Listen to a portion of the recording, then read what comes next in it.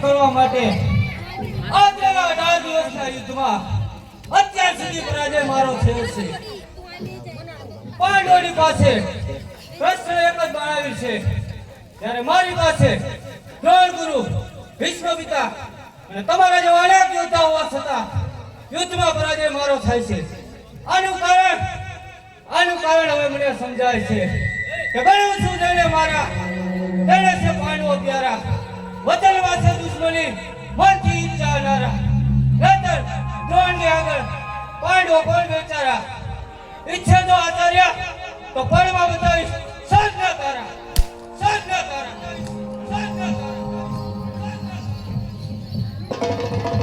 તારા બતાવવાની વાતો સાચી છે, પણ વિજય સિદ્ધ કરવા જે એક યુક્તિ બાકી છે. હા, તું કોણ છે અને પાંડવોના વિનાશની જે કોઈ પણ યુક્તિ હોય તે મને સત્વત જણાવ. તો સાંભળો દુર્યોધન, કૃષ્ણ અને અર્જુન અત્યારે પાતાળ લોકમાં ગયા છે. બાકી રહ્યા 4 પાંડવો પાસે જઈને સપ્તકોટની યુદ્ધ આદરો. કૃષ્ણ અને અર્જુન સિવાય યુદ્ધ કોઈ જાણતા નથી, એટલે વગર લડાઈ પરાજય સ્વીકારી લેશે. અને જો લડાઈ કરવા આવશે તો 4 પાંડવો માર્યા જશે. કૃષ્ણ અને અર્જુન ક્યાં સુધી ટકી શકશે? હા, આ યુક્તિ તે સારી બતાવી છે, પણ મારા સૈન્યની અંદર સપ્તકોઠા યુદ્ધ તેવું કોણ છે? ગુરુ દ્રોણ, બીજું કોણ? હા, તો હમણાં જ ગુરુ દ્રોણને બોલાવું અને સપ્તકોઠા યુદ્ધની રચના કરાવું છું. તે સીધી રીતે બુદ્ધિઓ નહીં માને. જો તમે તેને કહેશો તો સત્યકોટી યુદ્ધના રચના એ કરે. ત્યારે મારે કેમ કરવું? તો સાંભળો છત્રપતિ, જ્યારે ગુરુ દ્રોણ આપણી લોકસભામાં આવે ત્યારે માર્મિક શબ્દોથી ઉશ્કેરી મૂકજો.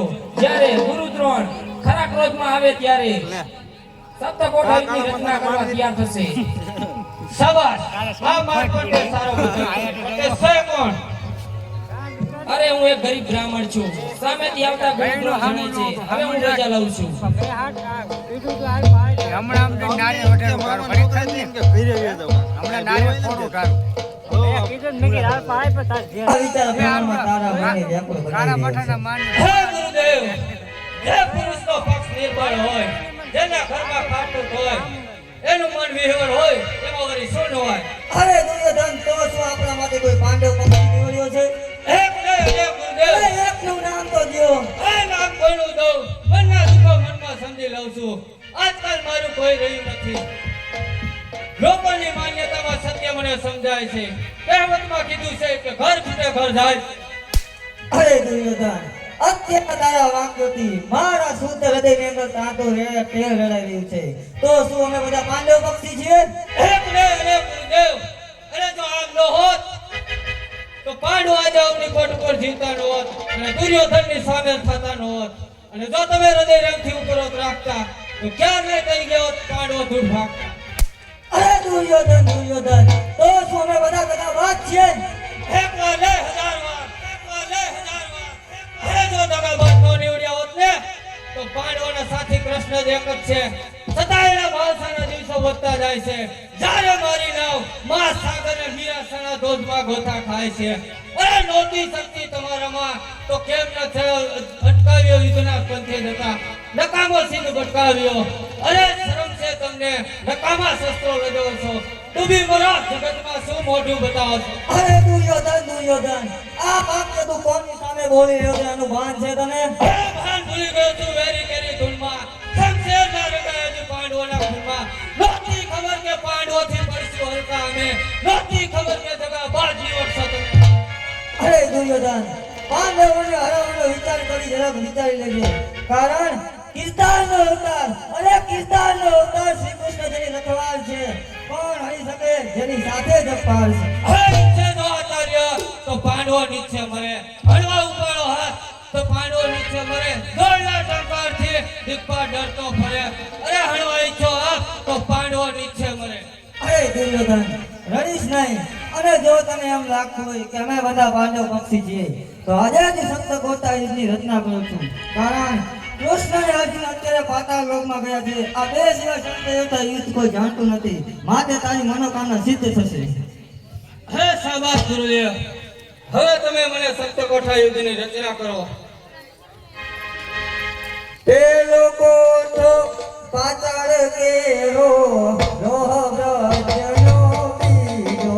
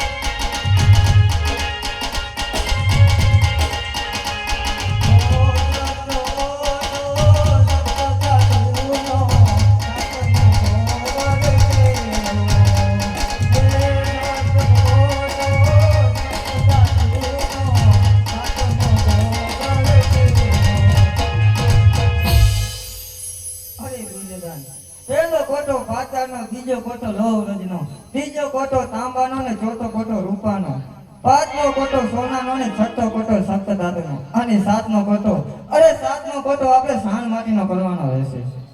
બરોબર છે ગુરુદેવ, સપ્તકોઠા યુદ્ધની રચના કરી છે. તમને જેમ યોગ્ય લાગે એમ યોગ્ય નિમણૂક કરો. અરે સાંભળો દુર્યોધન, સાંભળ. દ્રોણ કહે કે પેલા કોઠે મોખરે એવું મારે.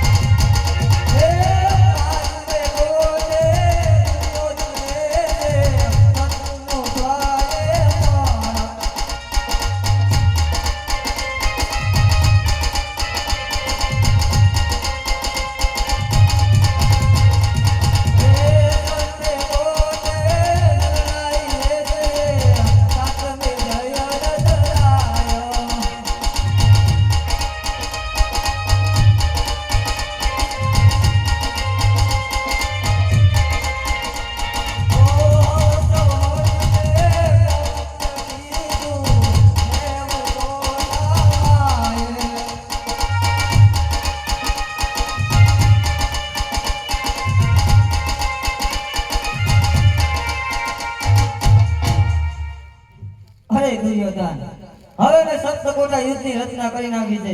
એટલે તું પાંડવોને કેણ મોકલાવી દે અને સવારે હું સપ્તકોઠા યુદ્ધની રચના કરું છું અને હું હવે મારા નિવાસ સ્થાને જાઉં છું. ભલે ગુરુદેવ. હે કર્ણ, જોયું આ બુઢિયાને કેવી ઝાડમાં ફસાવી સપ્તકોઠા યુદ્ધની રચના કરાવી.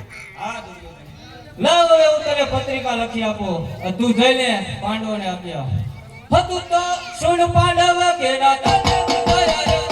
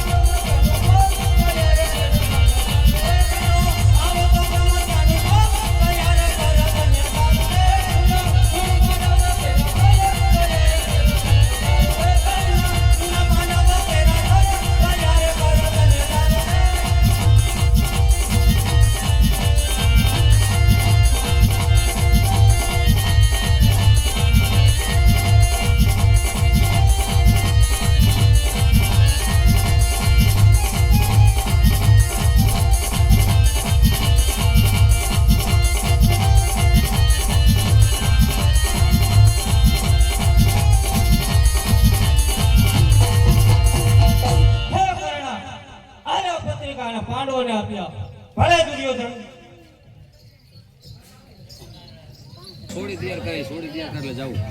અરે દગાબાજ દુર્યોધને અંતે દગાના પાછા ફેંકા મારો વીર ભ્રાતા ક્યારે કૃષ્ણ પરમાત્મા સાથે પાતાળમાં રોકાણો ક્યારે એને મને આવા વિકૃત યુદ્ધનું કેણ મોકલ્યું. અરે પ્રભુ આ કોઠા યુદ્ધમાં જાય એવો વીર મારી પાસે એક નહીં. અરે સહદેવ 7 કોઠા યુદ્ધની રચના કોણ જાણતું હશે.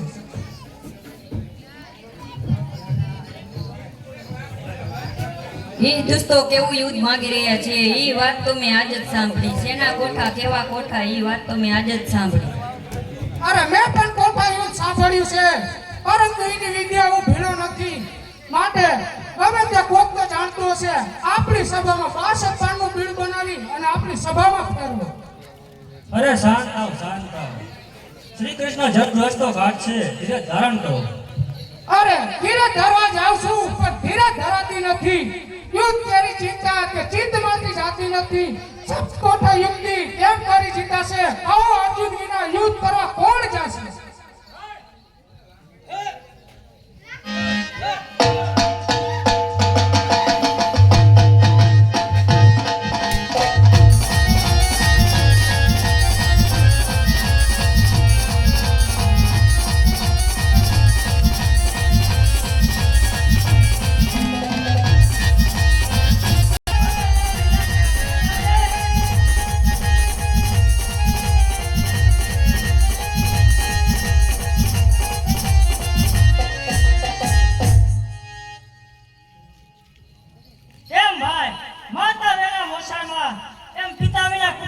સંભાળ લેતા નથી. પ્રથમ આવું જાણ્યું હોત તો અહીં આવે જ નહીં અને મારું અદેખું મુખ બતાવે જ નહીં. ચાલ ભાઈ ચાલ્યા જાય. ચાલ. અરે ઊભો રે બેટા અભિમન્યુ, ખોટું શા માટે લગાડે છે? અત્યારે હું બહુ મોટી ઉપાધિમાં છું. અને જે હોય તે સત્વત જણાવો. અરે પાતાળમાં રોકાણો છે જેથી કરી હું મોટી વિમાન